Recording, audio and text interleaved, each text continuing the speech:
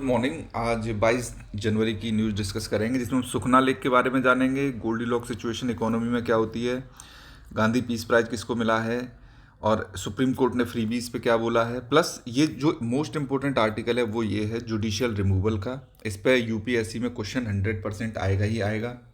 Juvenile justice act के बारे में हम जानेंगे, JJA है ये, सॉरी फॉर दिस।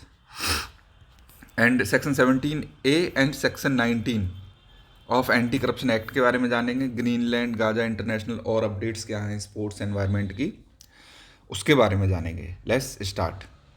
जो पहली न्यूज़ है वो है जी, राजस्थान में कुछ रीजन्स की डेमोग्राफी चेंज हो गई है। वहाँ पे एक पर्टिकुलर रिलीजन के लोग बहुत ज़्यादा हो गए हैं, तो उसकी वजह से कम्युनल टेंशन्स बहुत ज़्यादा बढ़ गई हैं। कम्युनल टेंशन्स बढ़ी हैं, रायट्स हो रहे हैं, राइट, और पब्लिक अनरेस्ट हो गया है। तो जो राजस्थान के सीएम है भजनलाल शर्मा जी, उन्होंने एक एक्ट पास किया है। जनरली क्या होता है कि इस तरह से जो डेमोग्राफी चेंज हो जाती है एक रीजन की, तो जैसे अगर मुस्लिम बाहुल्य इलाका हो गया है तो हिंदू वहाँ से अपनी प्रॉपर्टी को बेच बेच के और छोड़ के भागते हैं, because they want to save their family, specially girls and childrens basically, है ना। तो इन्होंने यही एक्ट पास किया है, Rajasthan prohibition of transfer of immovable property, provisions for protection of tenants from evacuation, मतलब किराएदारों को भी बचाना है, from the premises in disturbed area bill 2026, ये पास किया गया है। इसका एक ही रीज़न है कि अगर एक एरिया को डिस्टर्ब्ड एरिया अगर ये स्टेट गवर्नमेंट डिक्लेयर कर देगी तो उसमें जितनी भी प्रॉपर्टी है उनको ट्रांसफ़र नहीं किया जा सकेगा। अगर कोई प्रॉपर्टी को बेच के ट्रांसफ़र करके जा रहा है तो डिस्ट्रिक्ट मजिस्ट्रेट या कोई और ऑफिसर उसको थॉरोली चेक करेगा। ओके, नेक्स्ट देख लेते हैं। सुखना लेक के बारे में दिया है, चंडीगढ़ में सुप्रीम कोर्ट ने बेसिकली हमारे जो चीफ जस्टिस ऑफ इंडिया हैं 53वें सूर्यकांत जी, उन्होंने बोला है कि सुखना लेक को कितना सुखाओगे, तो जितना भी कोलैबोरेशन हो रहा है, there is an illegal construction on collusion between bureaucrats and politicians, तो उसकी वजह से लेक को सुखाए दे रहे हैं, है ना। जैसे ही सूख जाएगी वैसे ही ज़मीन को बेच के और अपने काम में ले लेंगे। तो सुखना लेक के बारे में दिया है, ये मैं बता देता हूँ। सुखना लेक याद रखिएगा, पूछा जाता है, चंडीगढ़ में है ये Sukhna lake, just remember this, it's a man made lake. Next देख लेते हैं, गोल्डीलॉक्स के बारे में बता दें। देखो क्या हुआ था कि मतलब सब्जियों के दाम क्यों नहीं बढ़ रहे हैं, ये है बेसिकली। तो हमारे जो एग्रीकल्चरल इकोनॉमी है वो इस समय गोल्डी लॉक में चल रही है। गोल्डी लॉक जोन ऐसा होता है कि जहाँ पे बिना कुछ करे ही अच्छी अच्छी चीज़ें होने लगती हैं। 2023 में क्या हुआ था कि रेनफॉल भी कम हुआ था, प्लस टेम्परेचर भी बहुत ज़्यादा हाई हुए थे, तो हमारा इन्फ्लेशन मतलब फूड प्रोडक्शन कम हुआ था। ओवरऑल कम नहीं हुआ था, मतलब जो इंक्रीमेंट होना था वो कम इंक्रीमेंट हुआ था बेसिकली। तो उसकी वजह से जो फूड इन्फ्लेशन था वो 8.5% था। 2024 में भी इसका इफेक्ट देखने को मिला था, तो फूड इन्फ्लेशन हाई था। लेकिन 2025 में फूड इन्फ्लेशन हमारा नेगेटिव में भी पहुंच गया, -2.7। ये किसकी वजह से हुआ? क्योंकि 2024 में अच्छी रेनफॉल हुई, उसकी वजह से हमारा पानी जो था, और 2025 में भी अच्छी रेनफॉल हुई। देखो 2024 में तो 23 का हिस्टेरिसिस इफेक्ट बोलते हैं इसको, हिस्टेरिसिस मतलब पुरानी हिस्ट्री की वजह से इफेक्ट आ रहा है। तो 2024 में अच्छी रेनफॉल हुई, 2025 में हुई, तो उसकी वजह से और टेम्परेचर भी नॉर्मल रहे, तो उसकी वजह से हमारी फसल बहुत अच्छी हुई और उसकी वजह से हमारे दाम ऑटोमेटिकली कम बने हुए हैं सब्जियों के। इन्फ्लेशन कंट्रोल्ड है ना। और अगर कोई सडन एक्सट्रीम वेदर इवेंट नहीं हो जाता, जैसे कोई बाढ़ आ जाए, आग लग जाए, अटैक हो जाए, है ना, कहीं पे कुछ, अगर ऐसा नहीं होता तो हमारे यहाँ फूड इन्फ्लेशन नॉर्मल ही बना रहेगा आगे आने वाले साल में भी। ओके, नेक्स्ट देख लेते हैं। हमारा जो एफडीआई है, आउटफ्लो ज़्यादा हो रहे हैं, इनफ्लो कम हो रहे हैं। ओके, तो जो नेट एफडीआई है वो हमारे यहाँ कम आ रही है। ये देखो, जो नेट एफडीआई आउटफ्लोज हैं वो ज़्यादा हो रहे हैं। देखो ग्रॉस एफडीआई में भी कमी आई है, अगर आप देखोगे तो 6.4%, है ना। और नेट एफडीआई भी देखो कितनी कम हो गई है, माइनस में पहुंच चुकी थी। तो एफडीआई आ नहीं रही है इंडिया, मंथली बेसिस पे देखें तो एफडीआई क्या होता है। देखो अगर हमारे यहाँ कोई कैपिटल इन्वेस्टमेंट करता है, कैपिटल मतलब जैसे मोटरसाइकिल खरीद ले, है ना, टेंजिबल एसेट्स खरीद लिए, तो उसको अपन लोग एफडीआई बोल देंगे। अगर इनटेंजिबल एसेट्स की बात करें, जैसे फाइनेंशियल इक्विटी हो गई या फिर कुछ बॉन्ड वगैरह परचेज कर लिए या कुछ किया, तो अगर 10% इक्विटी किसी कंपनी वगैरह में ले लेते हैं, फाइनेंशियल एसेट्स में वो इन्वेस्टमेंट कर देते हैं 10% या इससे ज़्यादा, तो उसको FDI अपन बोल देते हैं। अप टू 10% क्या होगा, उसको FPI बोलेंगे फाइनेंशियल एसेट्स में। इस चीज़ को याद रखिएगा आप लोग।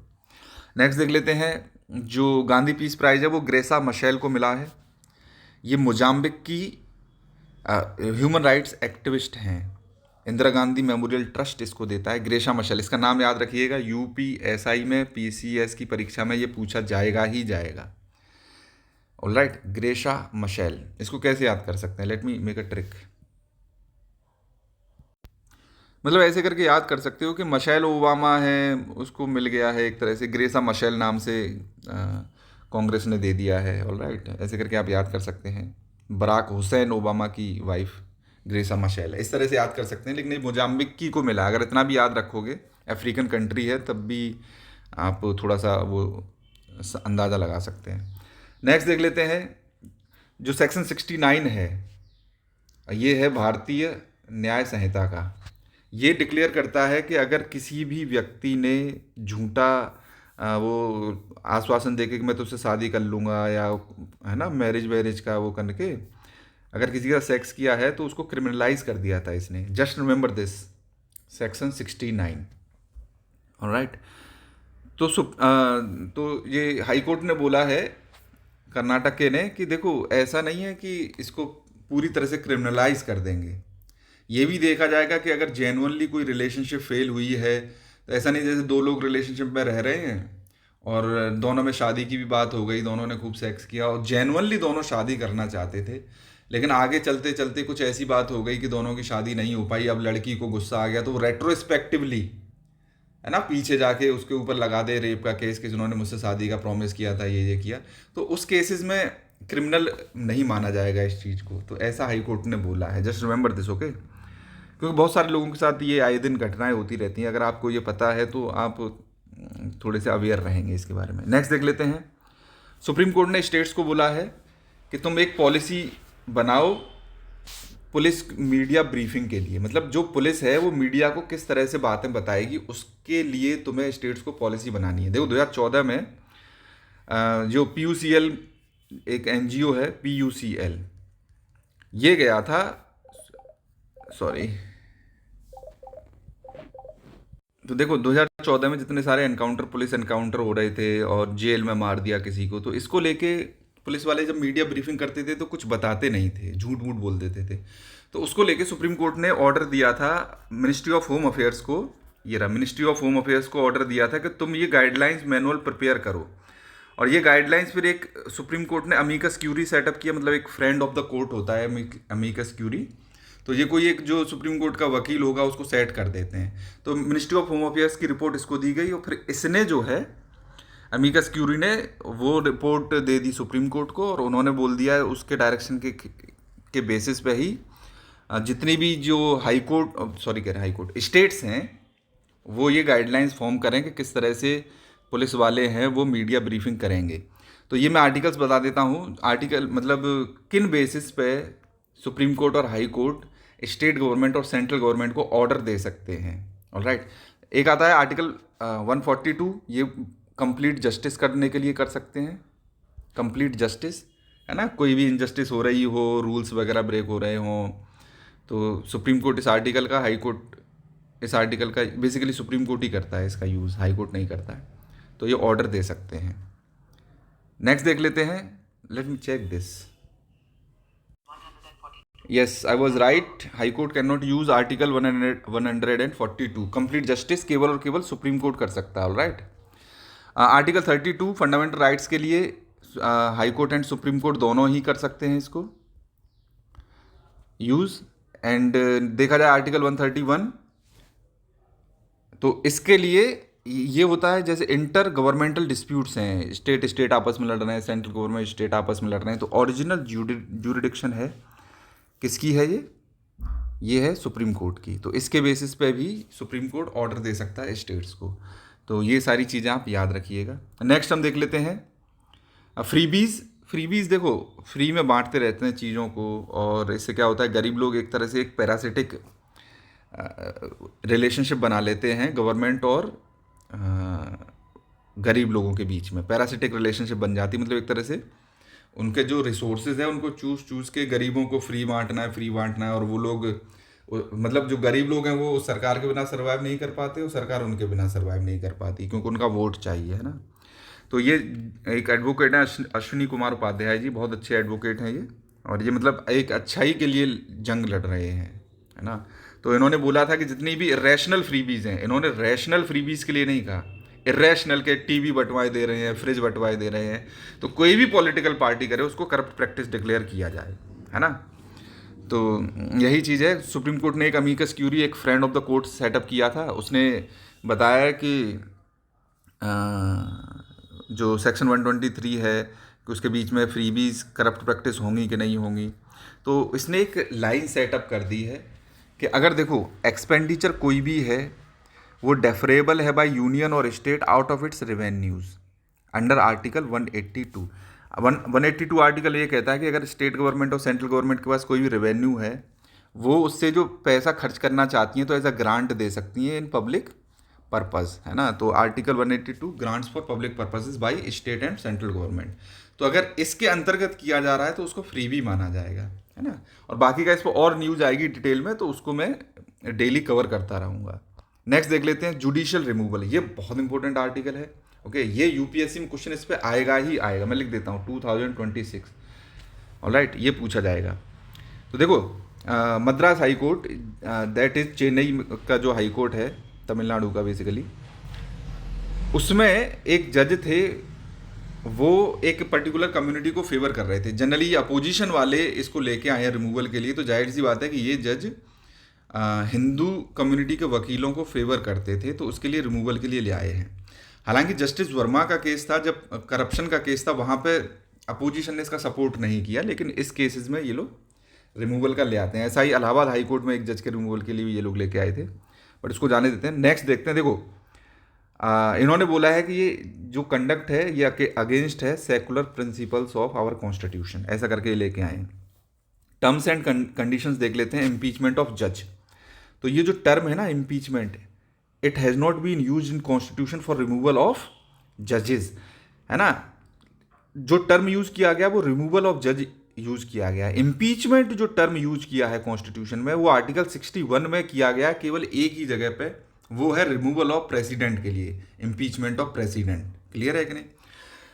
अगर जजेस को रिमूव करना है तो आर्टिकल 124(4), 124(5), 124(4) एंड 5 ये बताते हैं सुप्रीम कोर्ट के जजेस के रिमूवल के लिए। सेम जो हाई कोर्ट का अगर किसी जज को रिमूव करना है तो 217(b) और 218 ये आर्टिकल्स बताते हैं। इन आर्टिकल्स में यही लिखा है कि जो हाई कोर्ट के जजेस सेम बेसिस पे रिमूव हो सकते हैं, जैसा कि आर्टिकल 124 में लिखा हुआ है ना। और आर्टिकल 124 में लिखा हुआ है कि हाई कोर्ट सुप्रीम कोर्ट के जजेस कैसे रिमूव होंगे। तो मतलब दोनों जजेस एक ही बेसिस पे रिमूव होते हैं ये, ऑलराइट। आर्टिकल 124(5) क्या कहता है? ये कहता है कि अगर तुम्हें मतलब जजेस को रिमूव करना है तो पार्लियामेंट को हम पावर दे रहे हैं, वो एक ऐसा एक्ट बना दें जो डिफाइन करे प्रोसीजर को कि कैसे कैसे रिमूव होना है जज। तो पार्लियामेंट ने इनेक्ट कर दिया एक एक्ट, जजेस इंक्वायरी एक्ट 1968। ये एक्ट याद रखिएगा आप, यूपीएसआई वाले और पीसीएस वाले, है ना, किस ईयर में पास हुआ। तो 1968 में जजेस इंक्वायरी एक्ट पास कर दिया गया। क्लियर है। तो इसने जो है प्रोसीजर डिफाइन कर दिया कि किस तरह से जजेस को रिमूव किया जाएगा, और ये हम आगे डिस्कस करेंगे इसी आर्टिकल में। नेक्स्ट देख लेते हैं। जो कॉन्स्टिट्यूशन है उसमें ग्राउंड दे रखी है कि किस बेसिस पे सुप्रीम कोर्ट और हाई कोर्ट के जजेस को रिमूव किया जा सकता है। तो दो शब्द लिखे हुए हैं, proven misbehaviour and incapacity.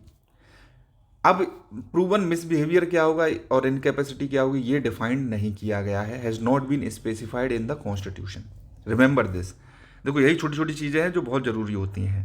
Plus supreme court ने ये बोला था कि डिफरेंट इंटरप्रिटेशंस होंगी, उसमें हम डिफाइन करेंगे कि क्या होगा proven misbehaviour and incapacity.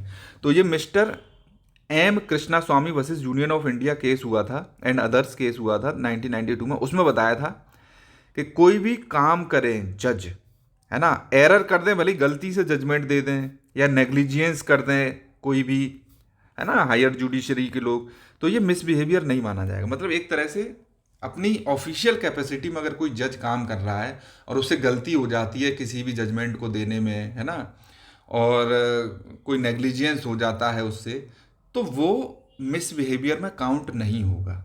Misbehaviour में क्या काउंट होगा?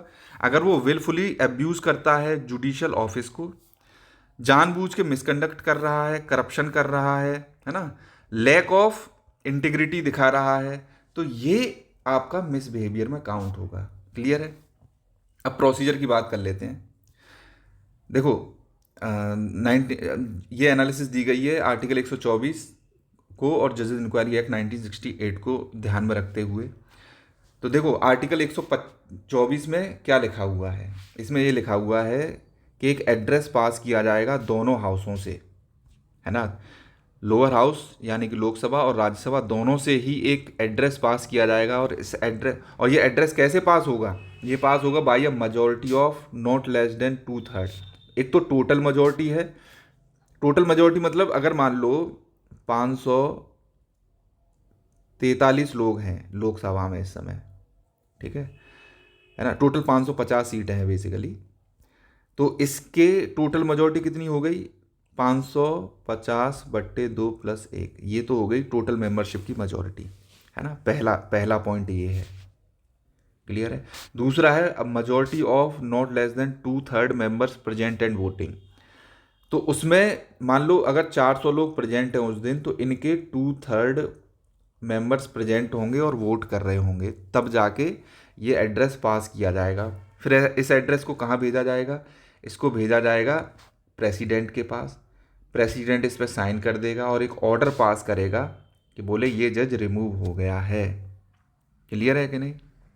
और इसी आर्टिकल में ये लिखा हुआ है, आर्टिकल 5 में 124(5) में, कि हम पार्लियामेंट को पावर दे रहे हैं कि जजेस को किस तरह से रिमूव करना, उसका प्रोसीजर तुम सेट करो। तो इस एक्ट में क्या क्या लिखा है ये देख लेते हैं अपन लोग। इस एक्ट में लिखा है कि जो भी मोशन अगर रिमूवल का अपन लोगों को लाना है सुप्रीम कोर्ट और हाई कोर्ट के जजेस का, तो लोकसभा में उस मोशन को साइन करके देंगे 100 मेंबर्स, है ना, 100 MP लोकसभा के साइन करेंगे। अगर राज्यसभा में रिमूवल का लाना चाहते हो, दोनों हाउसेज में ला सकते हैं, तो चूंकि राज्यसभा में सीटें कम है तो 50 मेंबर उसको साइन करेंगे। क्लियर है कि नहीं? फिर ये मोशन दिया जाएगा किसको? चेयरमैन ऑफ राज्यसभा या स्पीकर ऑफ लोकसभा को दिया जाएगा, है ना। इसमें देखो, अब इसको मोशन को दे दिया गया। अब यहाँ पे ये लिखा हुआ है कि जब ये चेयरमैन और स्पीकर को दिया जाता है, तो जब ये इसको अप्रूव करना होता है, इसको कि इस मोशन को अप्रूव करें या रिजेक्ट कर दें। ओके, अगर अप्रूव कर दिया तो प्रोसीडिंग्स आगे बढ़ेंगी रिमूवल की। अगर रिजेक्ट कर दिया तो वो मोशन वहीं की वहीं एंड हो जाएगा और फ्रेश मोशन लेके आना पड़ेगा फिर से, फिर उसमें फर्दर कोई चीज़ नहीं की जा सकती। जब ये चेयरमैन और स्पीकर इस चीज़ पे काम कर रहे होते हैं, अप्रूव करना है कि डिसअप्रूव करना है, तो याद रखना ये चीज़, he does not act as a presiding officer of the house. मतलब वो स्पीकर नहीं होता है उस समय, वो एक्ट करता है in his statutory authority. Okay, और thus performs an statutory act, क्योंकि ये एक स्टैच्यूट मतलब ये जो स्टैच्यूट मतलब ये जो एक्ट आया है, जजेस इंक्वायरी एक्ट 1968, इसके लिए काम कर रहा है। इसीलिए ये स्टैच्यूटरी अथॉरिटी पे काम कर रहा होता है, ना कि प्रिसाइडिंग ऑफिसर की तरह। अब जब देखो, प्रिसाइडिंग ऑफिसर कोई भी फैसले लेता है तो उसको हाई कोर्ट में या सुप्रीम कोर्ट में डिस्कस नहीं किया जा सकता, इंक्वायर नहीं किया जा सकता। लेकिन चूंकि अब ये स्टैच्यूटरी अथॉरिटी में ये एक्ट कर रहा है, तो इस एक्ट को हाई कोर्ट में या सुप्रीम कोर्ट में चैलेंज किया जा सकता है कि ये आर्बिट्रेरी तो काम नहीं कर रहा है, ऐसी फर्जीली तो रिमूव नहीं कर दिया है, मतलब सही तरह से काम कर रहा है कि नहीं। याद रखना इस चीज़ को। ऑलराइट, ये पूछा जा सकता है। नेक्स्ट अपन लोग देख लेते हैं। ये मैंने बता दिया कि अगर डिसअलाउ कर दिया तो एंड हो जाएगा। और the most crucial thing about this procedure is speaker refuses to accept motion, no further action will be taken, और मोशन लैप्स कर जाएगा। और एक्ट डज नॉट मेंशन, इसमें क्लोजर एग्जामिनेशन से पता चला है कि this act also does not mention the conditions of admissibility of motion. ये पूछ ले यूपीएससी में एक स्टेटमेंट में कि इस एक्ट में लिखा है कि मोशन किन कंडीशंस पे एक्सेप्ट होगा या नहीं होगा, तो ये भी नहीं लिखा है इसमें। Remember this. ऑलराइट, नेक्स्ट हम देखते हैं, हाँ, फिर उसके बाद जैसे मोशन एक्सेप्ट हो गया तो उसके बाद जिस हाउस में एक्सेप्ट होगा वो हाउस एक कमेटी सेटअप करेगा। वो कमेटी में कितने मेंबर होंगे? 3 मेंबर होंगे।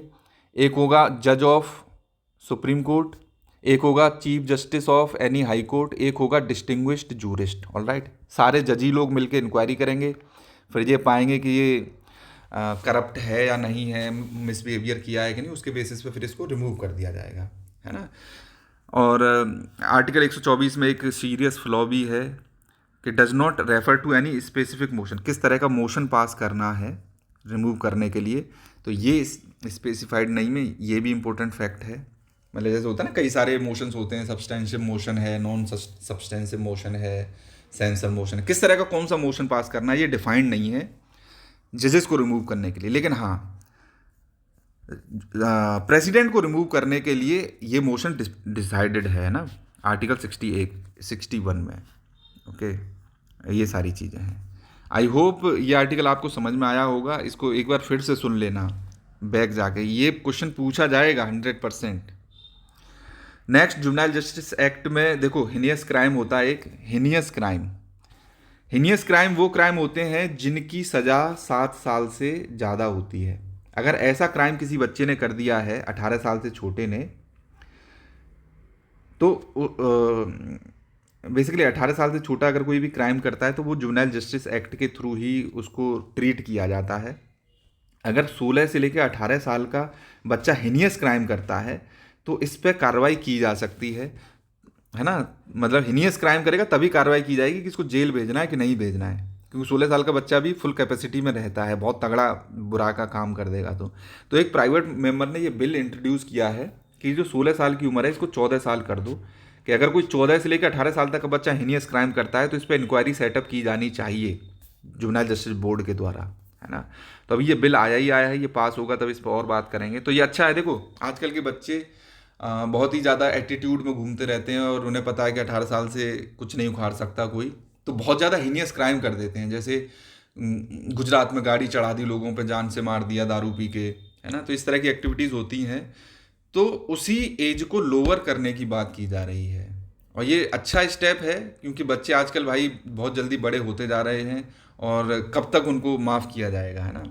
देखो, ये प्राइवेट मेंबर बिल है तो वैसे भी इनकी कोई सुनता नहीं प्राइवेट मेंबर बिल वालों की, देखेंगे। लेकिन हिनियस क्राइम याद रखना, यूपी एसआई में ये पूछा जा सकता है, 7 साल से ज़्यादा की सज़ा होनी चाहिए इसमें। नेक्स्ट, ये करप्शन चार्जेस का जो प्रिवेंशन ऑफ करप्शन एक्ट है उसका ये सेक्शन 17A है। ये मैं कई बार डिस्कस कर चुका हूँ, तो ये क्वेश्चन मतलब एक्सप्लेन करके दिया है, मैं शॉर्ट में बताता हूँ इसको। सेक्शन 17A कहता है कि अगर इंक्वायरी इनिशिएट करनी है किसी भी पब्लिक सर्वेंट के ऊपर कि उसने करप्शन किया है कि नहीं, केवल और केवल इंक्वायरी इनिशिएट करनी है, ऑलराइट, तो तुम्हें किसकी परमिशन लेनी पड़ेगी? गवर्नमेंट की परमिशन लेनी पड़ेगी। क्लियर है? सेक्शन 17A हो गया। लेकिन हाँ, सेक्शन 19 क्या कहता है? अगर तुम्हें प्रोसिक्यूट करना है उस सिविल सर्वेंट को इन अ कोर्ट, मतलब उसको घसीट के तुम कहो कि मैं तुझे कोर्ट में घसीट के ले जाऊंगा किसी सरकारी नौकर से, सिविल सर्वेंट से, तो आपको सेक्शन 19 के तहत आपको परमिशन लेनी पड़ेगी। दोनों में प्रायर सैंक्शन है ना, लेकिन दोनों का रीजन अलग अलग है। इसमें इनिशिएट इंक्वायरी करने के लिए है, इसमें कोर्ट में घसीट के ले जाने के लिए है ना। दोनों में सरकार से ही अप्रोप्रिएट गवर्नमेंट्स, यानी स्टेट गवर्नमेंट की ज़रूरत है तो स्टेट गवर्नमेंट से परमिशन लेनी पड़ेगी, सेंट्रल गवर्नमेंट का एम्प्लॉय है तो सेंट्रल गवर्नमेंट से परमिशन लेनी पड़ेगी। Just remember these 2 acts, UP SI में पूछा जा सकता है। आई होप ये आपको समझ में आ गया होगा। नेक्स्ट आर्टिकल हम देख लेते हैं। ये लड़ाई हुई थी कॉन्स्टिट्यूशन असेंबली में कि न्यूमरल्स कैसे रखे जाए। देवनागरी लिपि में 1 2 3 है ना, ये 4 5 6 ये वाले रखे जाएं या 1 2 3 ये वाले रखे जाएं। तो 3 महीने डिबेट चली थी इस पर, 2 ब्लॉक में डिवाइड हो गया था, तो काफ़ी डिबेट्स हुई। तो ये डिसाइड किया गया था आर्टिकल 243 में कि हम हिंदी यूज़ करेंगे। मतलब मैं वैसे बता देता हूँ, Hindi in Devanagari script will be the official language of the union, और ये यूज़ करेंगे इंटरनेशनल फॉर्मेट्स ऑफ न्यूमरल्स। मतलब इंटरनेशनल फॉर्म ऑफ न्यूमरल्स क्या होते हैं? 1 2 3, ये वाले जो हम यूज़ करते हैं। तो यूनियन की लैंग्वेज में ये सारी बातें लिखी हुई हैं आर्टिकल 343 में, इसको याद रखिएगा आप लोग, है ना। तो काफ़ी डिबेट के बाद ये आया था, और 15 साल के लिए इसको फ्रीज कर दिया गया था कि हिंदी के साथ साथ अपन लोग इंग्लिश भी यूज करेंगे। तो 1964 में ही हम एक एक्ट लेके आ गए थे, इसको इंडेफिनेटली एक्सटेंड कर दिया था हमने। ये सारी चीज़ें आपको पता होंगी। प्लस यूपीएसआई वाले और स्टेट एग्ज़ाम वाले दिसंबर 22 को अपन लोग यूज़ करते हैं नेशनल मैथमेटिक्स डे के रूप में। और किसको ऑनर करने के लिए? श्रीनिवास रामानुजन को ऑनर करने के लिए। ये फैक्ट आप याद रखिए, दिसंबर 22 आर्टिकल 343 ये भी याद रखिएगा, ये कहता है। नेक्स्ट हम लोग बात कर लेते हैं रुपया में। रुपए की देखो कीमत 68 पैसा गिर के $91.7 हो गई है। रुपया अभी और गिरेगा, मैं आपको बता दूं, जब तक जियोपॉलिटिकल टेंशंस हैं तब तक रुपए की वैल्यू गिरती रहेगी। अगर आप लोग खरीदना चाहते हैं, you can invest in dollar at the moment. लेकिन हाँ, सडनली अगर यूएसए इंडिया की फ्री ट्रेड डील साइन हो जाती है ना, या फिर यूरोपियन यूनियन की जो साइन होने वाली है 27 जनवरी को, तो हो सकता है कि रुपया थोड़ा बहुत इम्प्रूव होगा। अदरवाइज रुपये की वैल्यू गिरती ही रहनी है आगे आने वाले कई साल तक, जब तक ट्रम्प पावर में है। Just remember this, right. ये इंडिया एक्चुअली रुपये की वैल्यू तो गिरती रहती है, लेकिन इंडिया वाले अभी इसको कंट्रोल नहीं कर रहे हैं, क्योंकि रुपये की वैल्यू गिरने से हमारे एक्सपोर्ट्स कॉम्पिटिटिव हो जाते हैं, तो हम ज़्यादा एक्सपोर्ट कर पाते हैं। उसके लिए हम इसको गिरने भी दे रहे हैं एक तरह से। Just remember this fact. Next हम लोग देख लेते हैं, ग्रीनलैंड के लिए बोल दिया है कि मैं फोर्स यूज नहीं करना चाहता, ट्रंप ने बोला है। लेकिन भैया मुझसे बात करो, है ना, और मुझे मनाओ तुम लोग, तभी मैं मानूंगा। नेक्स्ट, पहला made in India C-295 aircraft roll out हो जाएगा सितंबर में। C-295 एयरक्राफ्ट हम लोग मिलके बना रहे हैं, टाटा वाले और फिनलैंड की, देखो एयरबस और टाटा वाले मिलके बना रहे हैं। वडोदरा में इसकी हमने असेंबली लाइन सेटअप की गई है। इसमें जो एयरबस, इसमें जो C-295 में जो इंजन यूज होता है वो कनाडा का आएगा। सबसे बड़ा इशू हमारे लिए यही है, हम इंडिया वालों के पास अपना खुद का इंजन नहीं है, इसीलिए अपन लोग फंड कावेरी इंजन की बात करते रहते हैं ना। तो वो हमारे लिए इंजन का आना बहुत ज़रूरी है ना। तो ये डील हमारे पास ये साइन हुई थी कि जो 16 एयरक्राफ्ट हैं वो तो फ्लाई अवे कंडीशन में ही बन के आ जाएंगे स्पेन से सीधे 16 एयरक्राफ्ट तो बन के आएंगे। बाकी का ये टाटा एयरबस वाले मिलके 40 एयरक्राफ्ट इंडिया में ही बनाएंगे। ये वाली डील हुई थी, तो बहुत ज़्यादा ज़रूरी नहीं है।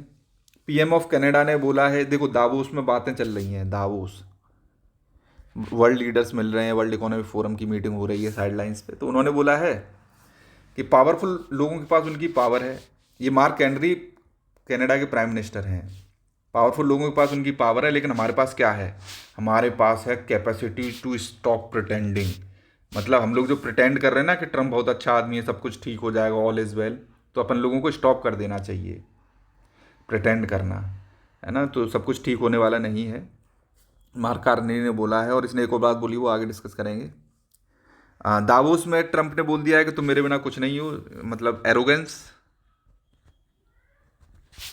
है ना। इसने बोला है कि मोस्ट ऑफ द कंट्रीज काम ही नहीं करेंगी अगर यूएसए नहीं होगा, तो जाने देते हैं इसको। बस पता होना चाहिए आपको, ये सब चीज़ें भी हो रही हैं। Fukushima nuclear power plant news में है, तो मैं बता देता हूँ ये कहाँ पे पड़ता है।